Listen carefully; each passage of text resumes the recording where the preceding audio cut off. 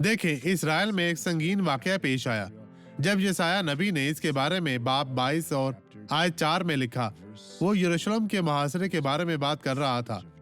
عمرا کو باندھا جائے گا اور بھاگ جائیں گے، انہیں لے جایا جائے گا اور وہ واپس نہیں آئے گا۔ حکام اس نے پیش گوئی کی، لیکن وہ یہ نہیں سمجھتے تھے کہ یہ ان پر منحصر ہے۔ اسی لیے میں نے کہا، میری طرف مت دیکھو کیونکہ میں زار زار روؤں گا۔ میری تسلی کی فکر مت کرو کیونکہ میری دختر قوم برباد ہو گئی۔ یہ قوم، یہ خدا ہم سے بات کرتا تھا، وہ روتا ہے جب آپ گناہ پر جاتے ہیں، اس کی طرف سے منہ موڑتے ہیں اور گناہ میں آپ تباہ ہو جاتے ہیں۔ اب یہ گواہی دیکھیں۔ میں چرچ آئی جہاں میں فرش پر قدم بھی نہیں رکھ سکتی تھی کیونکہ میرے پاؤں میں بہت درد تھی۔ کہیں سے درد یہ شروع ہوا اور پھر پورا جسم سوج گیا، اور پھر جمعے کو بھی ایسا ہی ہوا۔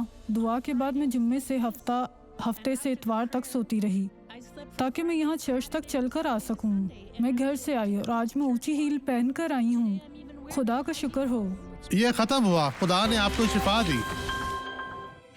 آئیں اب دعا کریں۔ باپ، میرا ایمان ان تمام لوگوں کے ایمان کی طرح جڑا ہوا ہے، اور میں یہاں پر موجود ہر شخص کے لیے دعا گو ہوں جو تیری مدد کا محتاج ہے۔ انہیں شفا، نجات، تیری خوشحالی اور بحالی کی ضرورت ہے۔ خداوند اپنا دانا شفقت بھرا ہاتھ ان کی طرف بڑھا اور انہیں برکت دے۔ ہر طرح کی بدی انہیں چھوڑ دے، چلی جائے، غائب ہو جائے، اور میں تجھے حکم دیتا ہوں انہیں چھوڑ دے۔ یسوع کے نام میں کبھی واپس نہ آنا۔